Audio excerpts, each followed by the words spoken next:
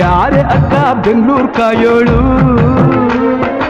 ಅಮ್ಮನಿಗೆ ಅಮ್ಮ ಅಣ್ಣಮ್ಮ, ಯಾರೋ ತಮ್ಮ ಕರ್ಗಾನ್ ಮೆಚ್ಚೋಳು, ಮಲ್ಲಿಗೆಯ ಮುಡಿಯೋ ಅಣ್ಣಮ್ಮ. ಬರುತ್ತೀನೆಂದರೆ ಇಲ್ಲಿಗೆ ಬರೋ ತನಕ ಮೌನಿ, ಕೊಡುತ್ತೀನೆಂದರೆ ಹರಕೆ ಕೊಡೋ ತನಕ ಕೋಪಿ.